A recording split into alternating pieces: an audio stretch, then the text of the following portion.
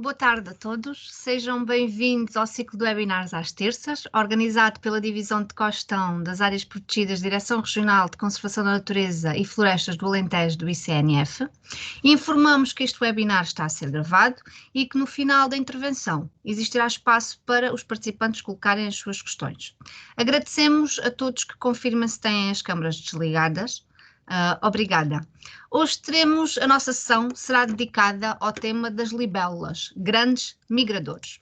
Contamos deste modo com a participação de Albano Soares. Albano Soares é naturalista autodidata e desde a infância que desenvolveu um grande interesse pela nossa fauna. Trabalha exclusivamente com insetos há mais de 15 anos e é autor e coautor de livros, como por exemplo As Libélulas de Portugal, As Borboletas de Portugal, Guia das Borboletas Comuns, Guia de Insetos e Plantas das Estações da Biodiversidade de Mértola, entre outras publicações sobre esta temática. É o presidente da Assembleia Geral da TAGIS, Centro de Conservação das Borboletas de Portugal. Muito obrigada, Albano, por teres aceito aqui o nosso convite e passo já aqui, deixa-me só aqui passar a apresentação.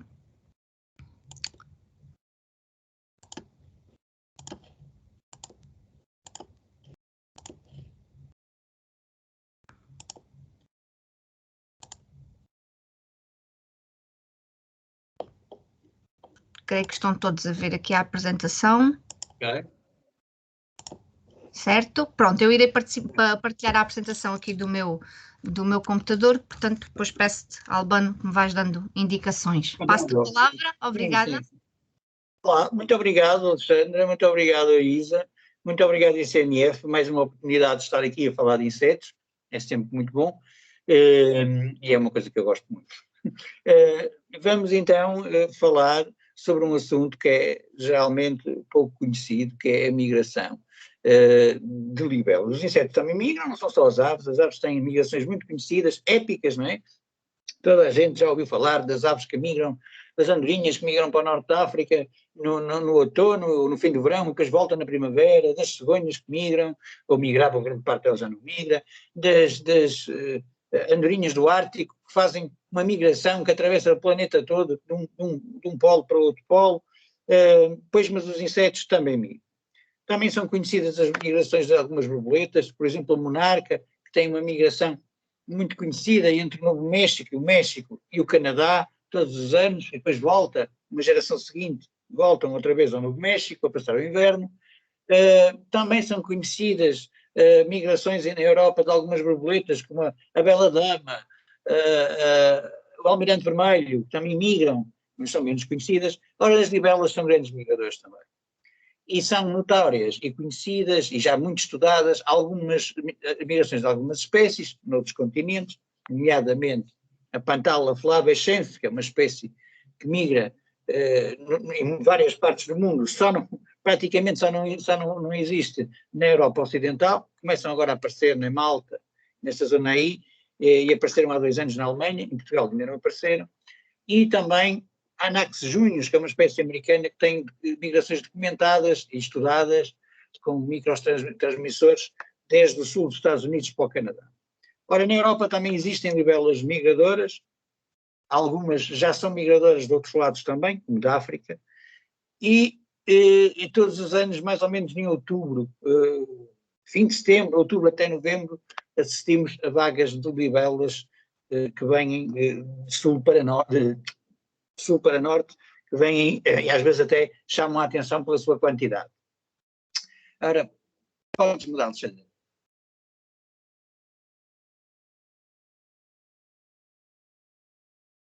Ora bem, então vamos ver o que é isso o que é uma libélula.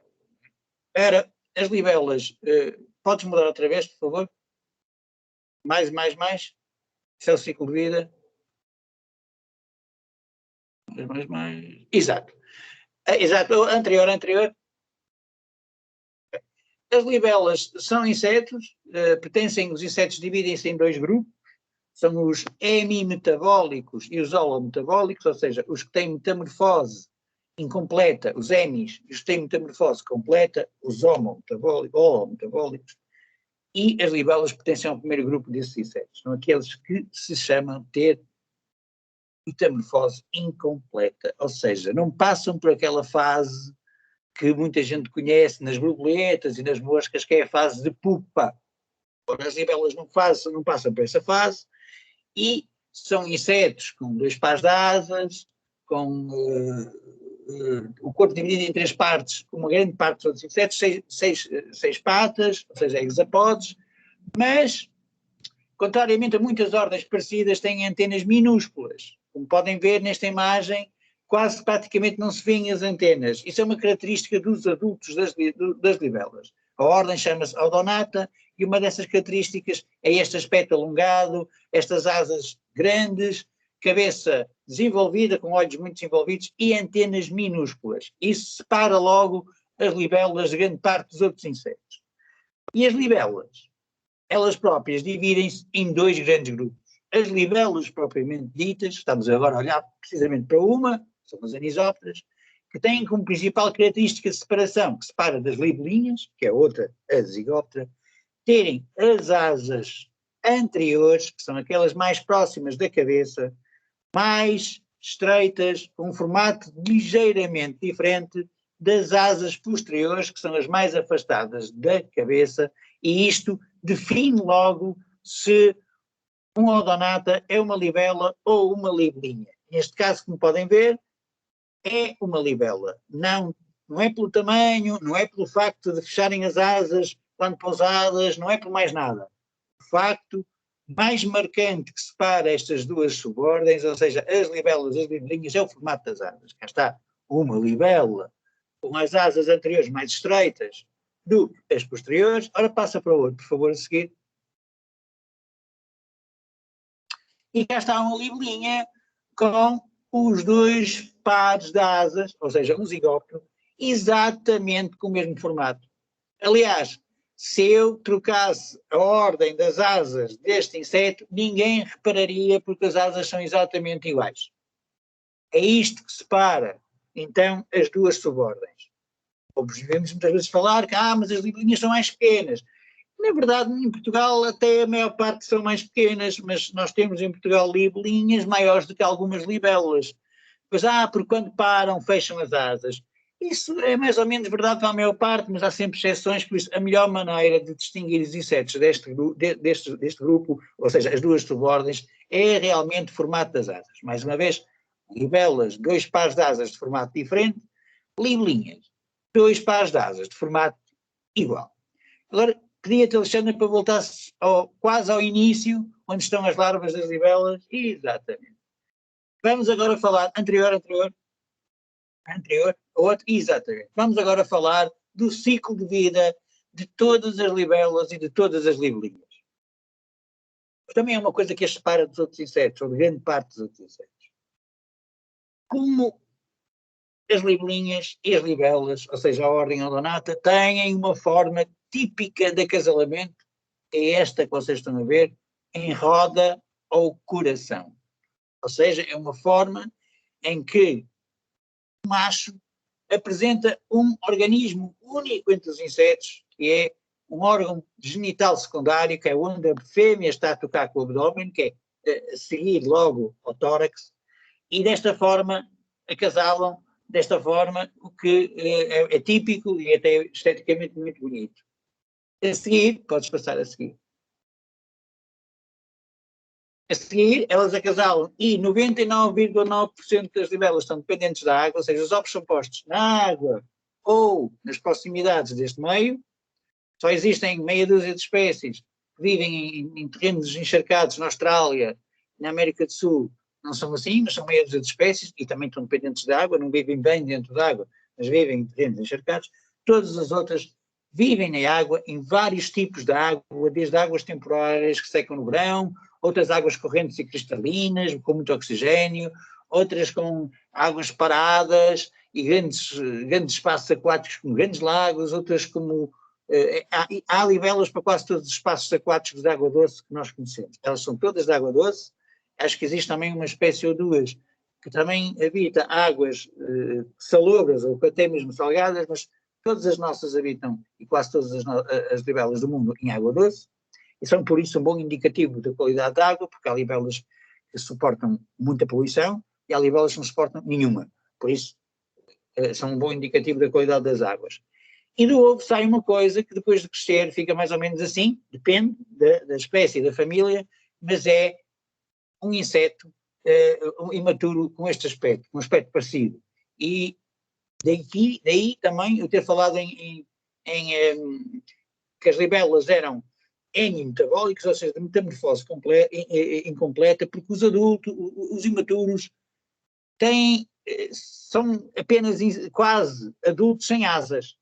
Ou seja, são adultos em miniatura que vão crescendo e que depois não formam a pupa nem o casulo, não, saem diretamente da última muda para adultos. Assim são as libelas e assim são muitos outros insetos, como os gafanhotos, como as efêmoras e outros tais, como os percevejos, contrariamente aos outros, como os coleópteros, ou as borboletas e as moscas, estas outras todas passam pela forma de pupa e as larvas, ou os imaturos, não são nada parecidos com os adultos, parecem assim os vermezinhos, no caso das libelas não.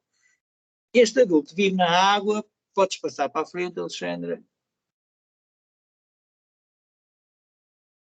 e é, como se mostra nesta imagem, um grande predador.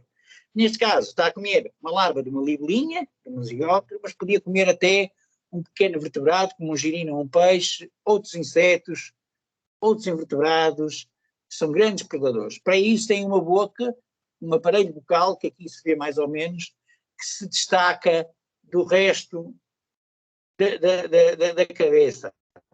É articulado, tem várias formas e destaca-se do resto da cabeça. E é esse aparelho bucal que deu origem ao nome da ordem. A ordem chama-se Odonata, nascida dos dentes, e tem muito a ver com as larvas. Os adultos têm um aparelho bucal normal. Também são predadores, mas têm um aparelho bucal mastigador normal, como muitos outros insetos. Ora, mais para a frente, depois de fazer várias mudas, a ninfa sai do ambiente aquático, trepa um raminho, neste caso pode trepar uma rocha, um banco de areia, e de lá de dentro, encolhidinho, aqui já está a estender as asas, sai a forma adulta. Já está ela ali a esticar, a estender as asas. Neste caso, como podem ver, apesar de ter as asas juntas, isto é uma libela e não é uma libelinha.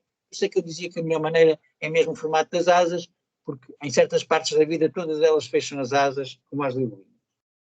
E então começa uma nova aventura. Começa a aventura de um inseto alado, que é um grande predador. Muitos deles são grandes voadores, a maior parte deles até são grandes voadores. Isto vai de encontro ao tema deste webinar, são grandes voadores e deslocam-se. Têm um grande poder de deslocação. Têm um grande poder de deslocação. Mesmo aqueles que não migram podem se dispersar por grandes distâncias. Mesmo as libelinhas mais pequeninas, com 2,5 cm, 2 cm, com um aspecto muito frágil, conseguem facilmente voar dezenas de quilómetros e colonizar novos espaços. Eu já assisti muitas vezes a serem abertas obras que ficaram por um motivo qualquer, com um buraco aberto, veio o inverno, encheu-se de água, aquilo está a quilómetros do ponto de água mais próximo e de repente é colonizada por espécies de libelinhas, como as iquinoras, que são pequeninas e aparentemente frágeis. Isto porquê? Porque elas têm, na realidade, um grande poder de dispersão. Né? E nós vermos um adulto de libela num local não quer necessariamente dizer que ele veio dali, pode ter vindo de uma grande distância. No entanto, algumas destas libelas são mesmo migradores e aproveitam, em certas gerações ou fases da vida, conseguem mesmo empreender grandes migrações, como vamos ver. Podes passar para a frente, por favor. Mais? Ok, isto era falar do ciclo de vida, que eu falei em fotografias, está aqui simplificado num esquema de 4 imagens, é mais ou menos este. Faltava aqui a libélula por ovos, mas nós vamos ver a seguir, e que tem a ver com as migrações. Cá está, mais uma vez, o adulto a acasalar, a larva alimenta-se e cresce, e depois um dia sai e cá está o adulto outra vez. Podes passar, por favor, Alexandre? Ok. Então, como eu estava a dizer, e como é, aliás, o tema deste webinar, algumas espécies no mundo inteiro são conhecidas por empreender grandes movimentações. Já falei na Pantala flavescens, que estranhamente não existe até hoje na Europa Ocidental, mas se formos aqui em Marrocos, já é possível encontrar, se formos a algumas ilhas do Mediterrâneo, já é possível encontrar, mas é nos anos recentes, né? E até, acho que foi há 2 anos, conseguiu-se reproduzir na Alemanha. Incrível, não é? E na Grécia também já começa a ser corrente, mas isso até há 10 anos atrás não se viam, não é? Temos aqui uma outra espécie que é uma típica migradora. Aliás, o nome desta libélula em inglês é vagrante, imperador vagrante. Vagrante quer dizer que vagueia, e é verdade. A Anax efipigia, também conhecida por Hemianax efipigia, isto os nomes, vocês já devem ter descoberto, vão mudando assim que a ciência vai evoluindo, não é? Como nós sabemos mais sobre os insetos. Agora está outra vez a Anax efipigia, mas já foi Hemianax, e antes disso já foi Anax, e eu chamo-lhe Anax efipigia. É uma libélula grande voadora, que até 2010 só tinha registros em Portugal na zona do Baixo Alentejo e no Algarve, gosta de se reproduzir em charcos temporários, ou seja, em sítios que secam completamente ou parcialmente durante o decorrer da estação quente e completa o ciclo em muito pouco tempo, em cerca de 2, 3 meses, e no inverno, apesar de ser, nos últimos anos, ser possível de haver em Portugal todo o ano, eu já encontrei em janeiro no Porto, por isso é possível ver todo o ano, nos últimos anos têm empreendido movimentos migratórios sempre de sul para norte, em todo o país, chegando mesmo a ser vista em Trás-os-Montes, e eu tenho notícias de países que nunca tinham ou praticamente nunca tinham esta libélula na sua lista de libélulas, começam agora a ter, e já foram encontradas na Islândia exemplares destas, onde não há libélulas, nas Ilhas Faroe, que é ao largo da Escócia, e nos últimos anos são regulares no sul da Inglaterra. E esses exemplares vêm da Península Ibérica e até podem vir do norte da África. O que é que acontece? Acontece que elas começa a chegar a época das chuvas, fim do verão, outono e até princípios de inverno, e conseguem, e começam a subir, ir mais e mais a norte, onde há mais disponibilidade de água, onde as chuvadas recentes vão inundar áreas que até então estavam secas, onde não há competição, ou seja, não há peixes, não há muitos dos outros insetos que as podem predar, mas existem outros que as podem consumir presas, tipo girinos, também de rãs e sapos, não sei o quê, e aproveitam isso tudo para aumentar a sua distribuição. Acabam por chegar a um ponto tão a norte que já não se conseguem reproduzir, então morrem. É uma espécie fantástica e eu lembro-me que acho que o ponto de viragem desta espécie, que agora é recorrente, eu tenho visto muitas nos últimos dias, já desde há um mês para cá que as começo a ver, elas passam alto, são notórias, foi o ano de 2011. Até o ano de 2011 elas não tinham realmente registros a norte do Tejo. É muito possível, claro que já lá andavam, não é? Havia muito menos observadores também, o número de observadores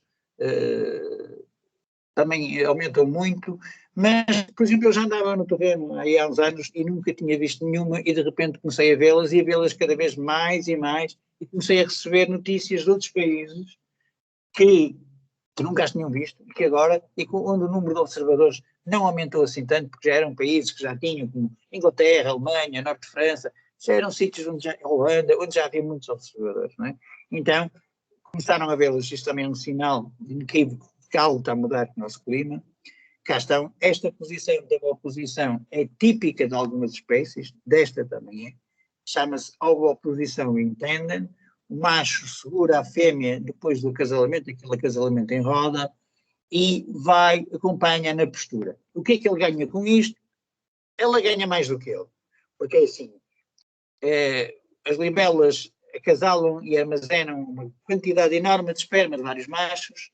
Este macho foi o último a acasalar, mas os ovos que ela está a pôr podem ter sido fecundados por todos os outros com quem ela acasalou antes. A ideia é que ele está a assegurar que sejam os ovos dele a serem colocados, os que foram fecundados por ele, mas pode não ser assim. O que é que ela ganha mais? Ela ganha porque ela, se estiver a opositar sozinha, é alvo de uma grande pressão pelos outros machos.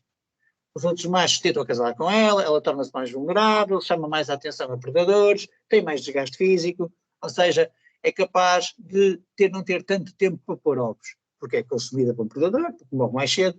Desta forma, não. Desta forma, ela está ali calminha, põe ovos durante 1 hora, meia hora, sempre acompanhada pelo macho. Elas também põem ovos sozinhas, claro. Ele, quando a apanhou, ela estava sozinha. Mas, enquanto tiver um macho a acompanhá-la, ele continua. Esta é uma das espécies que está a migrar, que migra, mas que pode ser vista o ano todo em Portugal. Não sabemos o alcance real de nenhuma das migrações. Isto é terrível, mas é verdade. Nós sabemos que elas migram, sabemos que muito provavelmente as FIPs que se viram nas Faroe, que vieram daqui, ou que passaram alguns por aqui, porque na altura elas não se reproduziam, né, mais a norte da Península Ibérica, mas até hoje não conseguimos arranjar maneira de estudar o alcance destas migrações na Europa. Talvez um dia, talvez consigamos um dia ter fundos para isso. No caso desta espécie, bastava um microtransmissor, um chipzinho pequenino, que ela aguenta bem. No caso de outra espécie que vamos falar a seguir, talvez marcação, captura e recaptura. Isso implica muita gente no terreno, mas um dia vai ser feito, com certeza, mas até hoje não sabemos. Ora, podes passar para a próxima, Alexandre? Esta é a mesma espécie naquela posição fantástica que é a posição de acasalamento da roda ou coração. Como veem, a fêmea toca com a extremidade do abdômen, ou seja, com a sua parte genital, numa coisinha que é genitália secundária, que só os odonatas, libelas e libelinhas nos insetos é que têm. Pensa-se que esta posição evoluiu do facto de serem, dos odonatas adultos serem predadores, para evitar que acontecesse como em algumas espécies de louva-a-Deus, em que o macho é consumido ou a fêmea é consumida noutras espécies, de outros insetos, predadores. Então isto é uma maneira muito segura deles acasalarem e não serem consumidos. Podes passar para a frente? Ok. Temos agora outra espécie que implica, que faz grandes movimentações, a Anax partenop, é outro imperador, é o imperador pequeno, nós temos 3 imperadores em Portugal, a anterior era o imperador migrador, não é? O tira-olhos migrador, este é o imperador pequeno. A Anax partenop tem uma biologia um bocado diferente da espécie anterior, não precisa de lagoas temporárias, utiliza qualquer tipo de lago ou de um jardim, uma barragem, num açude, mesmo partes de rios com menos caudal, mais paradas, ela utiliza. E a migração desta espécie não é uma migração tão espetacular e é geralmente no mês de agosto e meados de setembro. No mês de agosto e meados de setembro começam-se a ver por todo lado, vêem-se vagas a aparecerem adultos, a patrulhar os sítios que desaparecem de um dia para o outro, depois aparecem outros adultos. Também não se sabe o alcance destas migrações, sabe-se que nos últimos anos, nos últimos 4, 5 anos, têm sido vistos a reproduzirem-se em países do norte e do centro da Europa, que ainda não é muito comum, mas já se reproduzem, quando aqui há uns anos era impossível. Aliás, o primeiro registro que nós temos desta espécie para o Porto é de 2008 e foi meu e de mais 2 colegas, até fizemos uma nota, publicámos uma nota sobre isso, porque era uma espécie que só tinha também registros até ao Tejo. E agora está em todo lado. Provavelmente já estariam algumas em todo lado, mas não era tão notório como agora, por isso algo mudou também. Mais uma espécie, Alexandre. E cá está. Esta espécie é a espécie que as pessoas notam mais, a migração, geralmente porque também começa no fim do verão, quando muita gente ainda está no Algarve, e vê muitas libélulas na zona de Sagres, de Faro, El Santo António. Eu estou sempre a ouvir relatos de amigos meus que vão de férias em setembro, ou até mesmo em fim de agosto, quando começam a juntar-se, a dizer tantas libélulas, pá, eu até tive que ligar o o para-brisas do carro, que eram tantas na estrada, e depois no dia a seguir passei por lá já não estava nenhuma. É a migração do Simpetron fonscolombi, também conhecido por libélula de nervuras vermelhas, é de outra família das duas anteriores que nós falamos, também faz grandes migrações, é uma das espécies que também existe na África do Sul, onde é conhecido por nómada. Lá as migrações já são conhecidas há muito tempo, aparece em zonas e depois onde desaparece depois de 30 anos. O nómada, o Simpetron fonscolombi em Portugal mantém-se o ano todo, é muito, muito comum, pode ser visto a voar em qualquer altura do ano, desde janeiro, fevereiro, claro, em menos quantidades, produz em qualquer altura do ano. Existe aqui nos jardins de Lisboa e do Porto, basta ver água, e são notórias.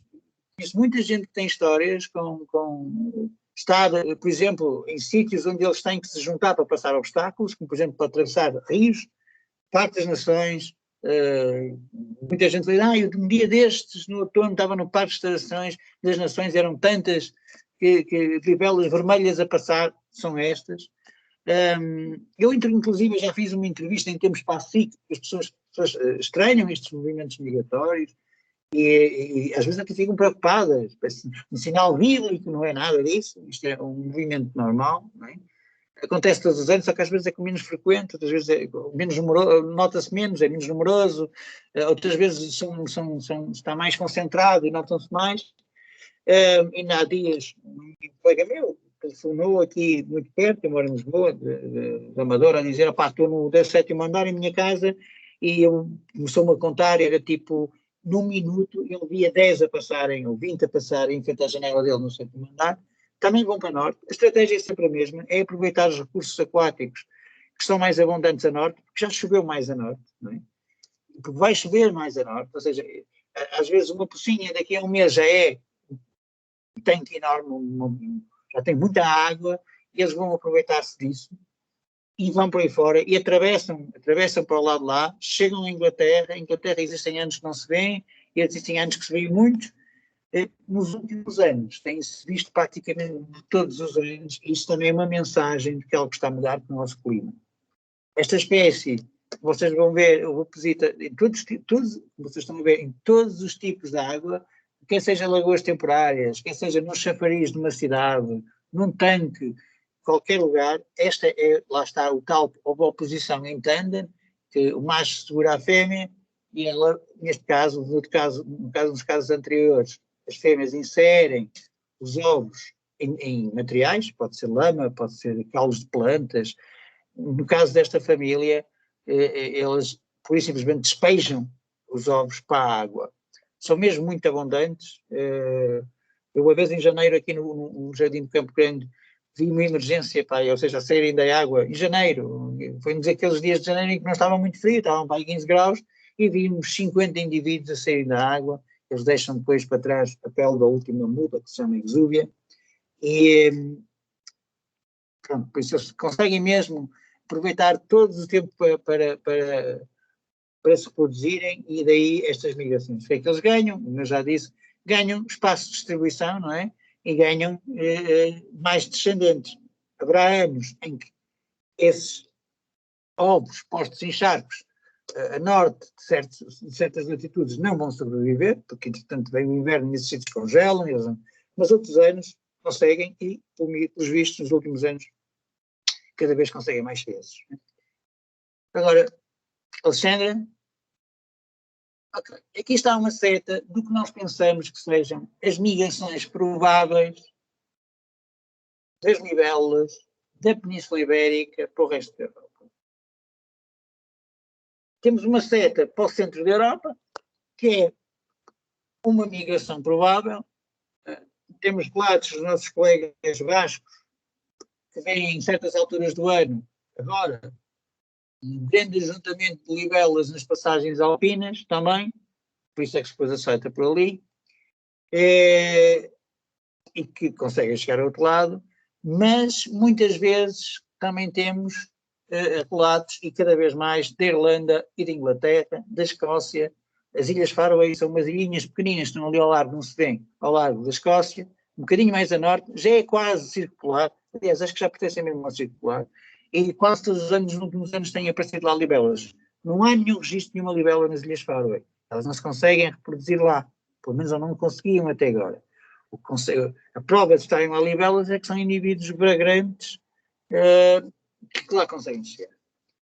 Estas migrações são muito importantes para já, porque nos mostram o potencial de alguns insetos. Nós pensamos que são seres muito frágeis, que são relativamente frágeis, mas conseguem voar grandes distâncias, principalmente as libelas, conseguem algumas voar grandes distâncias. E depois também as migrações são muito importantes porque nos mostram como o panorama meteorológico, como o clima está inequivocamente a mudar. Isto das alterações climáticas é verdade. Estarmos agora, não vem aí, está a acontecer, em muito pouco, num espaço muito grande de tempo. Eu comecei a estudar libelas por volta de 2005, não sei antes, mas um bocado mais a sério, por volta de 2005. Destas três espécies que vos falei, eu morava no Porto, eu só via uma, que era a libélula de vermelhas, e assim foi durante muito tempo, durante 5 anos, pelo menos, até que em 2010 comecei a ver as primeiras das outras 2 espécies, 2009 e 2010, e há um dia, em abril, salvo erro, de 2011, em que assisto a uma grande migração da Anaxes epiphysa. Depois, ainda por cima, agora temos as redes sociais e comecei a ficar em contacto com outros colegas de outros países que nunca tinham visto lá a espécie, que me iam dizendo, passado uma semana, olha, começaram a aparecer aqui, depois mais a norte havia outro dizer, olha, as libelas, as epiphysas já estão aqui. Isso foi emocionante. E essa movimentação, nesse ano de 2011, aconteceu o ano todo. Começou em abril, por ondas, começou em abril, depois outra vez em setembro, depois outra vez em novembro, e em janeiro do ano de 2012 eu estava a ver libelas no Parque epiphysas no Parque da Cidade do Porto. Eu nunca antes tinha visto uma libela. Em janeiro não havia libelas no Porto, não é? Ou se havia, era uma coisa, não, bastantes. E a partir desse ano isso tornou-se mais ou menos regular, ou seja, mais ou menos com mais ou menos intensidade, mas regular. Claro, como eu já disse, podemos dizer, mas na altura eras tu e mais meia dúzia de bichos, e agora há muito mais. Também é verdade. No que concerne ao espaço nacional, também é verdade que as redes sociais não tinham tantos aficionados, os grupos de insetos e de libelas, estavam a nascer até na altura, alguns já tinham nascido, mas outros estavam a nascer, mas a verdade é que no resto da Europa já havia muitos aficionados e eles também nunca as tinham visto. Algo mudou na última década e com estes movimentos, e a estudar bem estes movimentos, nós podemos realmente perceber-nos isso com muito mais precisão. Não é? Podemos perceber que realmente algo está a mudar. Uma libélula que antes dificilmente conseguia chegar ao norte de Portugal, agora chega todos os anos ao norte de Portugal em grandes quantidades. Isto também é uma ótima capacidade de adaptação que os insetos têm para se adaptar a novos tempos. Estes, outros não terão e vão se extinguir. Mas estas 3 espécies são realmente fantásticas. Pronto, e falando agora sobre isso, eu não sei se existem assim perguntas, curiosidades que eu possa falar sobre libelas, migrações em particular, libelas em geral. Eu aqui posso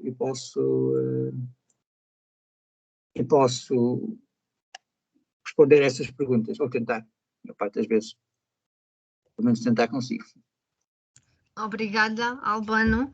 Deixa-me aqui, já temos aqui algumas questões, como o Albano disse, agora é o momento de colocarem as vossas questões. Sim, temos meia hora e acho que é muito bom ter assim, o tempo passa no instante, já não temos bem meia hora, já temos 25 minutos.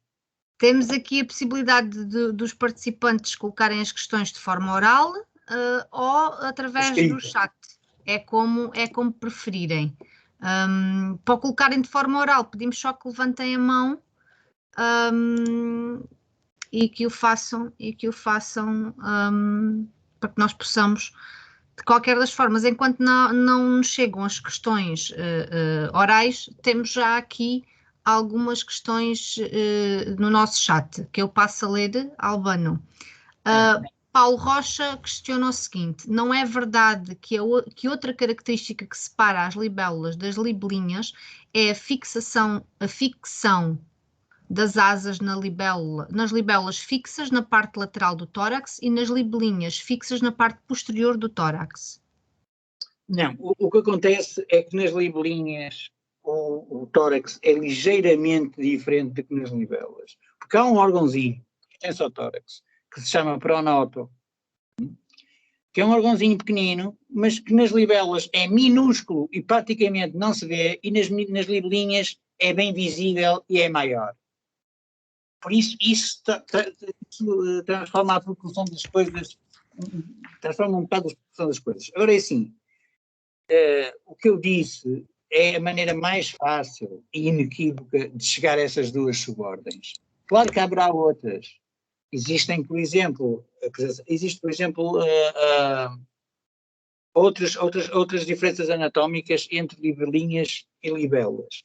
A que eu disse é que é mais visível e não precisam de procurar por mais nada. Agora, a implantação das asas continua a ser no tórax, continua a ser naquela zona de interseção do tórax, já quase a chegar ao abdômen, é para as duas. Só que nas libélulas o pronoto não se vê, é um órgãozinho minúsculo que está escondido entre a cabeça, quase que se tem que separar a libélula, decapitar para ver o pronoto, e quase que no caso das libelinhas é bem visível, por isso as proporções são diferentes. Mais. Já temos aqui uma levantada, Sofia. Peço só que espere um pouco, só porque vou ler aqui outra questão. As migrações são do João Gago. As migrações são unidirecionais para norte ou os adultos voltam às zonas de origem? São unidirecionais para norte. Nós não sabemos ainda se depois os descendentes, como acontece noutros grupos, como por exemplo nas a borboleta Vanessa Cardui, que tem os dois movimentos, a Bela Dama que sobe e que depois os descendentes descem, nós não sabemos se isso acontece. Se isso acontece, não é expressivo, ou seja, não é expressivo ao ponto de se notar, e não estou a pôr de parte que não aconteça, mas se acontecer é muito menos expressivo e tem muito menos visibilidade. O que acontece é que forma populações locais em sítios onde antes nunca existiram, de uma maneira regular, mais ou menos. Por exemplo, agora no norte da Alemanha, todos os anos se vêem, na Alemanha, no sul da Alemanha, todos os anos se vêem simpétres fons colômbios a reproduzir-se. Há 10 anos era muito mais irregular isso. Havia anos em que se viam, outros anos não se viam. Isso nós sabemos. Se esses descendentes descem, não sabemos. Há muita coisa que nós não sabemos. Temos aqui já algumas questões, outras questões no chat, mas passamos agora aqui às orais. Sofia, creio que foi a primeira a levantar a mão. Olá, boa tarde. Estão a ouvir? Olá, Sofia. Sim. Olá, Albano. Obrigada pela tua apresentação. Olá, Alexandra. Olha, eu gostaria que falasses um bocadinho destes indivíduos relativamente à monitorização e à importância de os monitorizar, quer considerando as alterações de clima que estamos a atravessar, quer relativamente à dependência deles de zonas úmidas que, enfim, que não terão se calhar grande futuro em alguns lados, porque não parece que haja uma monitorização muito focada nestes grupos e é algo que se calhar podíamos fazer paralelamente a outras situações, não é? Nomeadamente as borboletas, estou a falar por isso e gostaria de saber a tua opinião. Obrigada. Nada, é uma pergunta muito boa. Assim, a monitorização faz de duas maneiras. Primeiro, a observação de adultos é fantástica e para nós detectarmos estas movimentações teríamos que fazer algo como captura ou recaptura, captura, marcação, recaptura. Isso implica muitos meios. Tu vês um indivíduo num local destas 3 espécies, mas de outras espécies também, e nada te garante que aquilo é um local ótimo para eles reproduzir. os adonatas, como outros insetos, não sabem se aquela área vai ser mobilizada, não sabem se aquela área vai ser alvo de pesticidas, como se for um campo de arroz, ou se vai gelado o inverno, ou seja, vão-se tentar reproduzir, mas depois até podem não conseguir reproduzir-se com sucesso naquele local. Por isso, ver um adulto é um bom indicativo, mas nunca pode ser um indicativo que a espécie chegou até ali. O melhor mesmo era monitorização de imaturos. A monitorização de imaturos, e nós no TAGIS temos feito isso ao longo dos anos, que é fazer arrastos, ver que espécies é que estão em determinada lagoa, é a melhor maneira de tu colares aquele habitat da água doce a determinadas espécies. Porque aí tu sabes, principalmente se forem imaturos nos últimos instares, sabes que eles conseguiram praticamente arranjar condições para se reproduzirem naquele tipo de água, naquele local exato. Não é? Pronto. Isso era importante. Para isso teríamos que formar muita gente na identificação de imaturos. Não é fácil, eu demorei uns anitos lá a chegar, pronto, já estou muito à vontade com isso, trabalhei com isso muitos anos. Quis fazer também umas chavezinhas simplificada, mas depois também surgiram outros projetos, e tu sabes como é que é esta vida, é muito acelerada, e depois não temos tempo para nada. Sim, mas isso ainda está na calha. E estará sempre na calha também um projeto magnífico que era monitorizar estas migrações. Isso também estará sempre na calha. E nós temos isso tudo. Nós no TAGIS temos tudo alinhavado. Nunca nos apareceu ninguém. Porque é preciso, nós não temos verba por isso em pé. Monitorizar migrações de pássaros é o que é, monitorizar migrações de insetos é 100 vezes pior, não é? Porque os insetos são mais pequenos, mais frágeis, tinha que haver muito mais gente no terreno a apanhar insetos, a marcar insetos, a voltar a colocá-los em liberdade e depois recapturá-los mais tarde, mais a norte. Isso era possível, mas é preciso um pequeno exército, uma verbazinha grande já. Se calhar, se esperarmos mais meia dúzia de anos, a tecnologia vai avançar tanto que conseguimos fazer um chip também num grão de arroz, ou mais pequeno, colamos num inseto e pronto. Isso já é possível com insetos maiores, com libelas maiores. Duas destas, isso já é possível, mas também isso ainda é caro, não é? Ainda é algo bastante caro.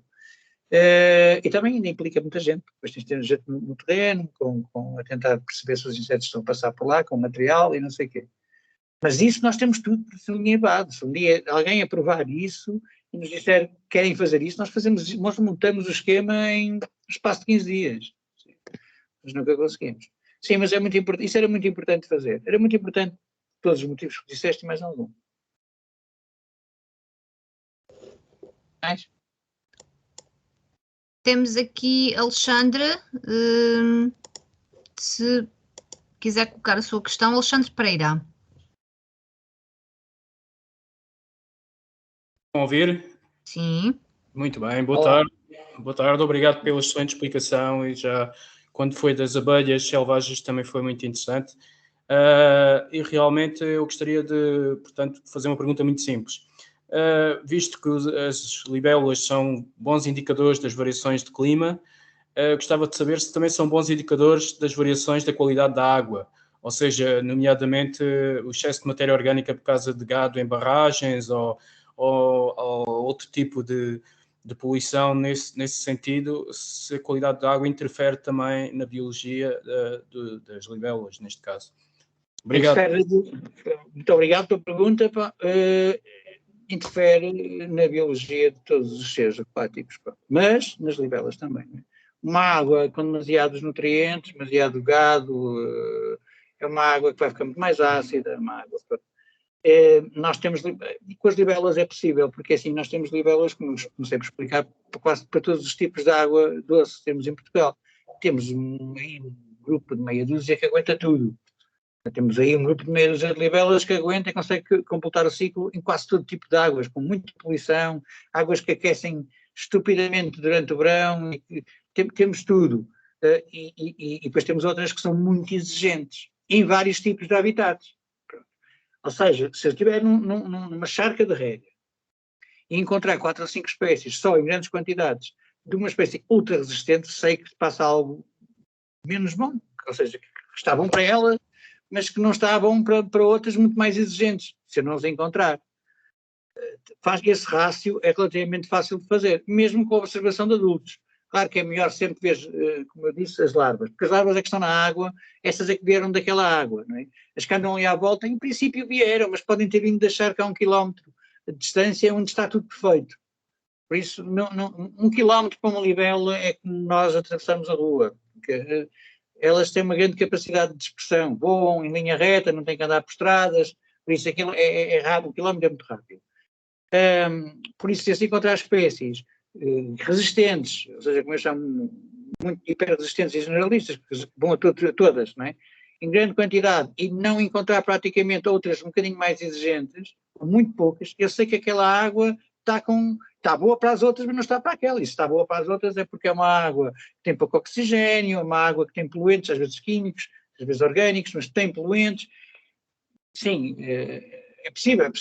Eu consigo encontrar, há aí 4 ou 5 espécies de libelas que, se eu as encontrar, mesmo os adultos num local, é por isso que é um local que não tem água durante 4 ou 5 meses por ano, mas tem todos os anos 4 ou 5 meses de água.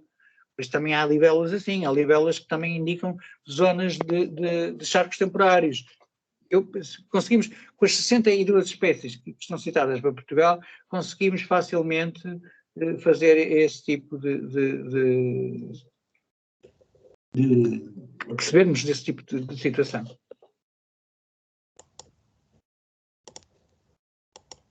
Obrigada, Alexandra. Temos José Teixeira, que levantou a mão também para colocar uma questão. José?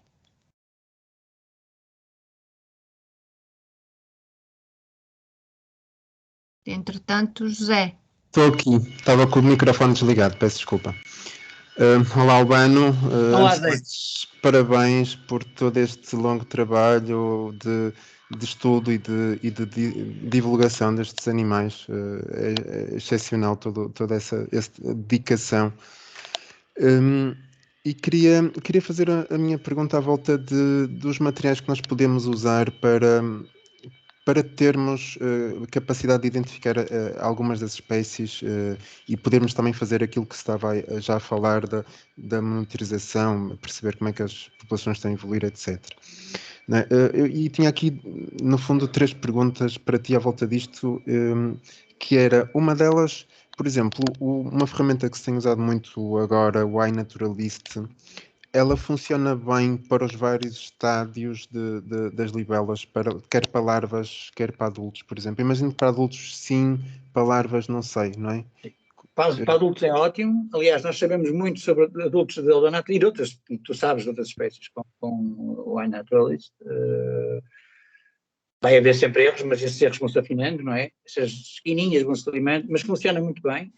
Eu este ano recorri várias vezes para saber distribuições de algumas espécies e cheguei a bons resultados. Funciona perfeitamente. Para os estados imaturos, não. Não, ainda não. Porque é muito mais complexo. Tu tens de ter muito mais ângulos de aproximação.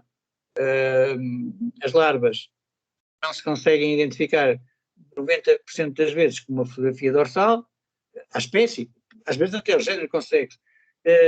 Tens que ver pálpebros, tens que ver tudo, ou seja, teriam que ter uma provavelmente daqui a, se calhar, 10 anos consegue, mas ultimamente não se consegue. Terias que ter fotografias muito detalhadas de pálpebros, de espinhos dorsais, espinhos laterais, formato dos olhos, e pronto, isso tudo, um conjunto de 4 ou 5, pelo menos, para algumas espécies até mais, mas a maior parte delas 4 ou 5, ou 3 ou 4, já conseguias chegar até às vezes, ou 90% das vezes à espécie. Mas ainda não está afinado por aí. Para aí ainda temos os guias, saiu este ano, eu já não sei se foi este ano ou foi o ano passado, um espanhol, de um colega meu que eu não posso levantar, senão ia ali buscá-lo, ele tem um nome, mas é o guia que saiu agora, pronto. Ele é um gajo do Sul, que fez durante 3 ou 4 anos um guia porreiro, e foi buscar o guia dos imaturos. Podemos também utilizar os guias dos Países Baixos, perdão, que são bons, mas que não têm as nossas espécies. Por isso, a dos espanhóis é muito bom. Conesso, acho que este chama Conesso. Mas tu encontras guia é muito bom, como todos os guias, implica alguma prática prévia, não é? Porque os guias, ao princípio, toda a gente vai escorrer as chaves e vais... Mas pronto, as chaves acabam por ser acessíveis depois de teres alguma prática, rapidamente, passado uns meses já consegues. E à custa de apanhares muitas, e veres, errares e acertares, pronto. Mas não é um quebra-cabeças, como tudo, é identificável, só que vai lá a seu tempo. E era o que eu dizia, a melhor maneira de tu colares uma espécie, o tipo de habitat que tens naquele determinado charco, é encontrares lá um imaturo. E se for possível, já não estar já próximo do definitivo, não é? Do adulto, do imago. Mesmo assim, porque se estás muito imaturo, o primeiro e o segundo instágio praticamente só chegas à família. Só a partir de uma certa altura, de metade para cima, é que consegues chegar à espécie. Por isso, tens sempre encontrar indivíduos já com uma certa grau de maturação. Sim, mas é isso. De maneira geral, é isso, sim. Perguntava-te, assim, de seguida, exatamente essa outra questão que eu tinha que se relaciona com esta, que é, pelo que sei, o vosso guia das libelas está neste momento esgotado, não é? A pergunta óbvia é para quando uma segunda edição, estamos todos à espera. Nós estamos, eu não falei nele por causa disso, porque ele está esgotado e está ultrapassado, não é? Porque é uma coisa muito boa, porque de 2003, ele quando saiu começa logo a ficar ultrapassado, porque nós demoramos quase 7 ou 8 anos a fazer aquilo, não é? E de 2003 até hoje sabe-se muito mais do que sabia, o que é ótimo sinal, é um ótimo sinal. Se calhar o guia também ajudou isso, que saiba mais, muito mais sobre odonatas, então em distribuição, e mais coisas até. Estão lá 2 espécies de odonatas que se eu fizesse hoje o guia não incluía, na fauna portuguesa, por exemplo, mas outros pequenos detalhes que são pertinentes. Mas nós estamos a pensar, eu sinto-me obrigado moralmente a fazer o guia com um outro coautor, sinto-me obrigado, porque sou uma pessoa, pronto, opa, aconteceu, eu fiz o primeiro com ele, também queria fazer, de outra forma, eu se quisesse fazer o guia sozinho, eu não tinha muito tempo, porque agora estou metido noutros grupos taxonómicos e estou metido em um sarilho, não é? E não é descurar das libelas, gosto na mesma, mas agora estou com outros. E a verdade é que, pelos vistos, e eu estou a dizer pelos vistos porque não foi o que eu tratei do assunto, o que vai acontecer é que se vai fazer para o ano, 2022, uma edição de um guia de libelas, mas será o guia ibérico. Um conjunto de espanhóis, temos falado com eles a miúdo e decidimos fazer um guia ibérico.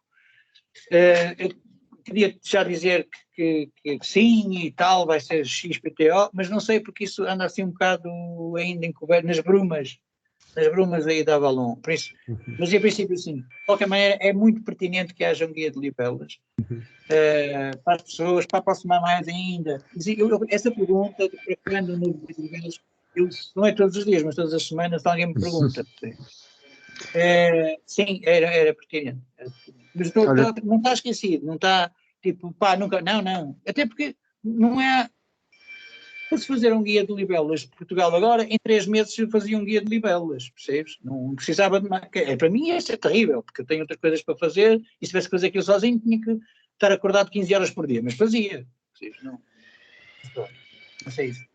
Obrigado. Deixa-me só perguntar uma última coisa também, que é sobre as larvas.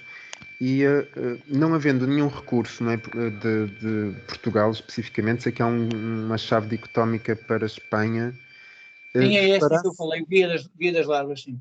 Fará sentido fazer-se um no futuro para Portugal, ou este é uma boa chave que se pode usar para cá? Eu acho que é uma boa chave. Eu andei a trabalhar pro bono, não é? Não com muito, eu não com o Tages, e aproveitando todas as nossas 1001 viagens, eu andei a fazer, se calhar se forem ao meu Facebook, vêm lá muitas vezes larvas de várias perspectivas, e eu andei a fazer que era uma ideia de fazer uma chave simplificada para os imaturos da banana. Eu tinha essa ideia de fazer, com 4 imagens, conseguir identificar 80% dos bichos, e depois os outros eram com 6 imagens. A minha ideia era essa, é uma ideia simples, aparentemente. Eu quis fazer, se calhar um bocado por gula, quis fotografar as espécies todas, Falou isso nos últimos 5 anos, nunca consegui fotografar tipo 80% das espécies. Pronto, podia ter pedido fotografias a camaradas e colegas e não sei o quê, espanhóis, porque em Portugal não há muito, mas depois não pedi. E depois, quando isso parou um bocado no ano de 2019, eu tive uns problemas em 2018 de saúde e tal, tive para o hospital, depois parou um bocado, dediquei-me a outros grupos, como disse, mas fiquei sempre naquela. Ainda o ano passado fui fotografar bichos, uma espécie nova lá embaixo, não sei o quê, nova para mim, eu imaturo. E depois este colega, acho que se chama Manel, decidiu fazer e dizer publicamente que estava a fazer o guia, que estava a acabar. Aliás, eu também participei, por isso é que tenho um que participei. Então, pronto, para mim agora não faz muito sentido. Não está posta de lado, está aí a ideia, está uma ideia semi-montada. Se calhar fazia isso também num ou 2 meses, mas para que esse podes comprar o guia dele, é um guia grosso, grande. Eu por acaso estou aqui, senão, mas eu posso ter mandado depois fotografias. Está ali numa prateleira ao fundo, mas eu tenho que atravessar 2 divisões, por isso não vou buscá-lo agora. Mas só por causa de estar aqui no webinar.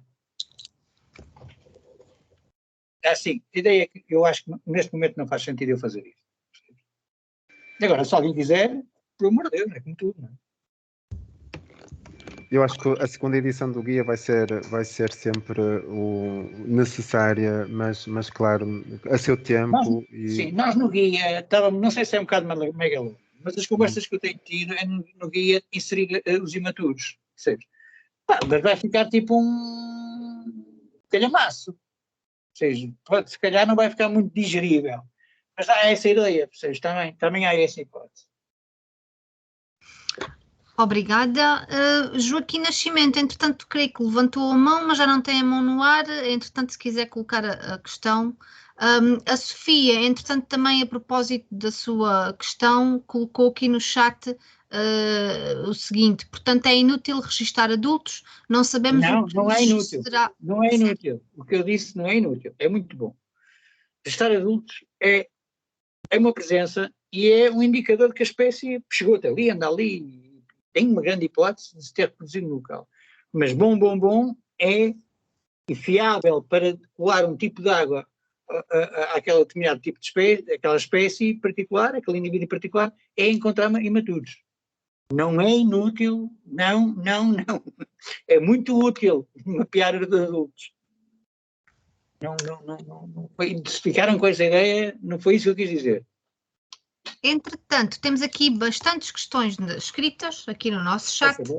Portanto, Samuel Patinha, além do vosso, pronto, é em relação à questão do guia, da nova edição do guia, e que guias aconselha para a Europa? Os espanhóis têm guias regionais bons. Ainda há pouco tempo saiu um, é procurar na net, eu não tenho de memória assim nenhum. Há um guia fantástico, a segunda edição do Distra de Dragonflies of Europe, é fantástica, tem todas as espécies do Paleártico, ou seja, desta área geográfica que compreende a Europa, uma parte da Ásia Menor, parte do Médio Oriente o norte da África, que é a zona de Marrocos, Argélia e também as ilhas, não é? Essa parte do planeta, nós chamamos Paleártico, está muito bem. São ilustrações de Levington, que é o melhor ilustrador de insetos do planeta. O Dijkstra é o maior entendido em níveis do planeta, não é só das europeias. O homem que mais descobriu espécies nos últimos 10 anos andava a trabalhar há pouco tempo nos altiplanos africanos, quer dizer, ele já trabalhou em todo lado, uma pessoa que eu tenho a honra e o prazer de ter conhecido e conhecer, fez um guia fantástico. Esse guia cobre todas as nossas espécies e muito mais, por exemplo. É procurar na net Dijkstra, Dragonflies of Europe, e vai-se lá ter. Eu acho que o guia, não sei se está representado em Portugal em alguma se alguém o publicou em Portugal, não sei, mas hoje em dia também uma pessoa compra tudo pela net, por isso não deve ser difícil. É fantástico. Nós depois também enviaremos, também poderemos enviar aqui algumas referências depois quando enviarmos aqui o link da gravação. Pedro pergunta: estive em Sagres na semana passada e reparei numa grande concentração, um pouco por todo o lado, de libélulas de nervuras vermelhas. Será um exemplo de migração? É um exemplo de migração. Possivelmente, esses exemplares não nasceram cá, não eclodiram da água cá, eclodiram noutro sítio, eclodiram possivelmente também no norte da África, em Marrocos, ou no sul de Espanha, e concentram-se em Sagres para depois começarem a subir por aí acima. Essa espécie também se reproduz em Portugal. Atenção, não quero dizer que... Mas esses exemplares, tipicamente desta altura de Sagres, grande parte deles devem vir de fora. O Pedro Rosa coloca aqui uma questão relativamente ao guia de identificação das diferentes espécies, que também já foi aqui respondido aqui pela colega Maria Ceia e que nós também o Albano já abordou. Catarina Palma: o ciclo de vida completa-se várias vezes no ano, se não, em que forma passam o inverno? O inverno é passado normalmente na forma de ninfa, dentro da água, ou do ovo. Existem libelas, espécies como é o caso do Afonso Colombo, que têm várias gerações anuais. Podem ter 2, 3, depende da disponibilidade do tempo. Muitas vezes, se o tempo estiver bom em janeiro, fevereiro, tem outra. Saem outros cá para fora. E existem espécies em Portugal que conseguem ficar na água 7 anos, ou seja, demoram 7 anos, 5 a 7 anos para completar o ciclo. Essas não têm várias gerações anuais, como é óbvio, não é? Ou seja, quando vemos algumas dessas espécies, temos que perceber que elas são um fruto de como estava o clima há 5 anos atrás, e não do ano passado, nem deste ano. É tão simples como isso. Existem vários exemplos diversos conforme as espécies. Não é? Existem espécies que conseguem ter várias gerações e há outras que não. Patrícia Pé Curto coloca uma questão que de certa forma já foi abordada. Existe alguma plataforma informática de avistamentos de libélulas, libelinhas, onde se pode fazer o registro de avistamentos para contribuir para a sua monitorização e contribuir desta forma para o acompanhamento das alterações climáticas? Existe o Anaturalist, por exemplo, e existem também, por outro lado, as redes sociais, onde existem grupos dedicados. Existe um chamado Libélulas e Libelinhas de Portugal, onde há sempre alguém atento ao que se passa, e é engraçado que tanto o iNaturalist, um bocado mais global, não é?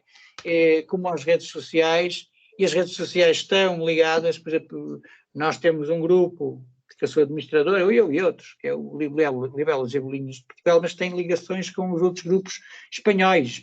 Há 3 ou 4 grupos, eles são mais que nós, não é? E como somos todos membros de todos os grupos, quando aparece uma novidade ou algo que interessa, vamos acabar por ver. Quando estamos a fazer trabalhos, mesmo a nível científico, vamos procurar dados, muitas vezes vamos a estes grupos, muitas vezes vamos sempre a estes grupos, vamos ao iNaturalist também, buscar dados. Por isso é ótimo que se ponha nesses sítios, sim. Sónia Casimiro pergunta: existem em Portugal algumas espécies em perigo? Se sim, quais? Existem em perigo. Nós fizemos parte, eu e o Tagis, fizemos a lista vermelha de Portugal continental, de invertebrados de Portugal continental. Os trabalhos acabaram o ano passado, foi 3 anos de trabalhos, e avaliamos, os holonatas foi um dos grupos onde todas as espécies foram avaliadas. Foram todas avaliadas, existiam 4 espécies protegidas por uma diretiva da Comunidade Europeia, a Diretiva Habitats, que protegia e continua a proteger 4 espécies. E estas 4 espécies e o habitat. Né? Essas 4 espécies não apresentam grande fragilidade em Portugal, o que não é grande, apresenta sempre alguma, porque vivem em habitats muito precisos, com alguma fragilidade, mas pronto, não são. Mas existem outras 12 espécies em Portugal que, pelo seu caráter localizado, por exemplo, 2 delas, para dar um exemplo, só têm reprodução comprovada em 2 pequenos ribeiros, uma numa lagoa em Montezinho, uma barragem em Montezinho, e outra num pequeno ribeiro em Monchique. Por exemplo, outras são espécies que mesmo todo mundo não são comuns. Por isso em Portugal tem 2 ou 3 localizações. Uma outra espécie é uma espécie que habita zonas que estão muito degradadas agora e as populações têm decrescido bastante. Eu estou a falar de uma espécie que se chama libela fulva, que habitava e habita valas de corrente lenta, por exemplo, no Pinhal de Leiria, aquelas valas que passavam pelo Pinhal de Leiria até a Nazaré, de corrente lenta, também um sapal no Algarve, e todas essas áreas estão em muito risco. Vocês sabem o que aconteceu ao Pinhal de Leiria, deve ter diminuído para 50% a população dessas libelas, foi o início dos incêndios, não é? Que depois atrofizaram completamente essas valas. E pronto, e existem depois outras que estão por caráter da sua distribuição e por estarem dependentes de influências climáticas raras em Portugal. 2, por exemplo, delas só existem no topo da Serra do Gerês, uma e outra no topo da Serra da Estrela, a partir dos 1500 metros, apresentam realmente fragilidades, por isso são protegidas. Estão na lista para ser protegidas. Ainda não estão, porque ainda não se publicou a lista vermelha e isso ainda não teve efeitos. Essas nossas recomendações. Carolina Simões questiona o seguinte: como se distinguem as larvas de libélula das de libelinha? Está relacionado com o tamanho e forma? Não. Forma talvez, o tamanho não, porque assim nós temos em Portugal algumas ninfos de libelinha, de zingóptero, maiores do que algumas libelinhas de libélula. De uma maneira muito fácil, eu não tenho aqui, mas eu não sei se tens acesso ao que nós estamos a fazer agora, o webinar, as imagens. Tens, Alexandra? Tenho. Podes pôr aquela que ela está a comer uma larva. Espera aí, só um momentinho. Por acaso é um odonato, é uma libela a comer uma libelinha. E aqui é essa, é aquela de baixo, é esta. Ok. Como estão a ver, a grande é uma libela, a pequena é uma libelinha, não é? E estão a ver aquelas lamelas lá atrás nas libelinhas, nas libelas não existem. O que pode acontecer é que a libelinha pode perder as lamelas, mas se não perder é fácil de separar das libelinhas. Outra característica é que o corpo é assim mais comprido nas libelinhas. Essas são as 2 características maiores. Mas depois também há uma família nas libelinhas que também tem o corpo compridinho, que são os gonfídeos. Por isso também não é de fiar. Agora, se virem uma larva de odonata com lamelas, que são aquelas 2, mas na realidade são 3, uma está colada à outra, por isso não se vê, é sempre uma libelinha. As libelas não têm libelinha, não têm lamelas. Aquelas caudas. Se disse lamelas, são aquelas caudas. Ok? Mais. Espera aí, só um bocadinho. Luísa Guiar, quais as espécies de libélulas que é possível encontrar nos Açores? Poucas. Eu quando falei um bocado de uma espécie que faz grandes migrações no planeta todo, menos na Europa Ocidental, que não tem registro nenhum em Portugal e que tem um registro muito antigo de Espanha de um indivíduo que foi agarrado a um navio, chama-se Pantala flavescens. Na realidade esqueci-me de dizer que essa espécie foi dada há 2 anos para os Açores, ou há 3 anos para os Açores, 3 ou 4, não foi mais do que isso, porque apareceu um indivíduo na janela de um hotel. E ouvi já relatos de outras pessoas que viram uns exemplares esquisitos, poderia ser bem essa libela. Ela apareceu nas Canárias, onde nunca tinha aparecido, e agora andava a aparecer todos os anos, apareceu há 2 anos em grandes quantidades. É possível que apareça nos Açores. Existem, salvo erro, são cerca de 5 espécies nos Açores, 5 ou 6 espécies nos Açores. Existe uma curiosidade muito grande, se me derem 2 minutos, os Açores têm a única população de uma espécie de libelinha, que é a Ichneura astata, que é uma espécie dos Estados Unidos e do México. Não se sabe muito bem como é que ela chegou aos Açores, mas está lá há muitos anos, acho que em todas as ilhas. É muito pequenina e que nos Açores tem uma particularidade, é que só existem fêmeas. É a única libélula do mundo inteiro, única odonata, que se reproduz por partenogênese. Partenogênese é a capacidade das fêmeas de criarem cópias dela, de uma maneira muito resumida, criarem cópias delas próprias. Então elas criam cópias delas próprias e a população mantém-se. Não existem machos. Já se tentou, não sei, não tenho nenhum, mas ouvi de fonte segura, que se tentaram reintroduzir machos e não se passa nada. Elas continuaram a ser partenogénicas e acabou. Isso tem vantagens e tem desvantagens. A vantagem é essa, que elas podem se reproduzir pondo óvulos inférteis e com fêmeas e estar ali ad eternum, não precisam de machos. Depois a desvantagem é que perdem toda a sua diversidade genética e se aparecer uma doença, poucas serão resistentes e a população vai ao ar, né? Ou se houver uma alteração ambiental, não existe variedade genética, não existe adaptação, não existe aquelas que são um bocadinho diferentes e que se vão safar, porque não, são todas cópias umas das outras, por isso morrem e pumba. Mas acontece, essa equinoastata está lá, eu já fui aos Açores 2 vezes, nunca calhou estar numa época em que elas estejam a voar, elas vão a partir de abril, maio, pronto. Sim, mas depois nos Açores existem mais 4 espécies, mais ou menos. Sim. O Simpetron de Voruas Vermelhas, que aqui faz migrações, lá também existe, lá não faz migrações nenhumas, lá nas ilhas, na boa, mas é isso. O Alexandre colocou uma questão que, entretanto, a Maria Helena Ceia já respondeu relativamente à lista vermelha das libelas na Europa e em Portugal, portanto, e o Albano também já falou sobre isso. Pedro Rosa coloca uma questão: existe alguma relação entre a ocorrência das libélulas e libelinhas em Sagres e a migração das aves insectívoras, quer para o continente africano, quer para a América do Sul? Não posso, não sei, não existe. Eu sei que as aves passam por lá há muito tempo e provavelmente as libelas estão lá há muito tempo. Se elas estão lá para comer libelas, não creio que estejam lá para comer libelas, mas devem aproveitar também o banquete, de certeza absoluta. Eu creio que a questão das aves deve-se mais a ver com correntes atmosféricas e com a proximidade, uma ponte de passagem para o outro lado. Mas, claro, não devem desdenhar um manancial de alimentação daqueles. Nunca vi nenhum dos meus colegas das aves falar disso, não conheço nenhum trabalho nesse sentido, mas pronto, tenho algumas reservas em dizer isso. E creio que não temos mais nenhuma questão, entretanto, creio não ter passado aqui nenhuma questão escrita.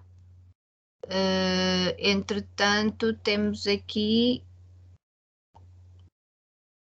Deixa-me ver só aqui uma nota. O Carlos Alberto Horta diz que pode ajudar o Albano em teletrabalho para o Bono. Eu gosto sempre, eu adoro isso. Pronto, temos aqui muitos agradecimentos da parte dos participantes aqui pelo teu trabalho e pelo entusiasmo e pelo facto de teres partilhado connosco estes teus conhecimentos. E é sempre um prazer ter-te aqui e ficarmos a conhecer um bocadinho melhor, neste caso, as libélulas. Portanto, muito obrigada, Albano. De qualquer das formas, não quero Sofia, como ainda tem a mão levantada, se entretanto foi por esquecimento, era só se quiser colocar alguma questão. Entretanto, perguntam-me quando é que tens uma visita prevista à Mértola, daqui a Célia Medeiros. Espero bem ir lá ainda este ano, porque nós estamos agora, eu posso fazer um bocado de publicidade aspas, nós ganhamos um projeto novo, que chamamos Insetos Atrás do Prato. Nós tínhamos ganho um ano passado, que era os insetos, um grupo uma série de episódios de um blog chamado Insetos em Rede, fazíamos um blog por mês, foi isso que deu, acabou há pouquíssimo tempo, e depois ganhamos outro, que é os Insetos Atrás do Prato. E o que é isto? É falar sobre o caminho que muita comida muitos ingredientes percorrem até chegar ao prato e o papel dos insetos nesse caminho, não é? Quer sejam polinizadores, quer sejam pragas, quer sejam insetos que combatem pragas, quer dizer, isso tudo está nesse projeto. Estamos a começar agora o projeto e acho que uma das receitas temos que ir ao Pomarão. O Pomarão é a Mértola. E eu quero lá ir, eu adoro Mértola, eu fiquei e conheço tenho muitos bons amigos em Mértola eu até já pensei em ir para Mértola, porque eu gosto muito mesmo de Mértola. E queria lá ver também umas espécies de borboletas noturnas que só voam no inverno. e que vão lá, eu sei que estão lá. E queria aproveitar e, bom, pronto, já que eu já estava útil ou mais do que útil. Por isso, se calhar em novembro eu vou a Mértola, depois aviso. Muito obrigada a todos. Obrigada, Albano, mais uma vez, pela tua disponibilidade. Sempre. Ok. Quando quiserem apagar... E partilha de conhecimentos. Obrigada a todos que estiveram presentes e relembro que para a semana, terça-feira, cá estaremos de volta e, entretanto, enviaremos a divulgação do próximo webinar. Boa tarde, muito obrigada. Obrigado.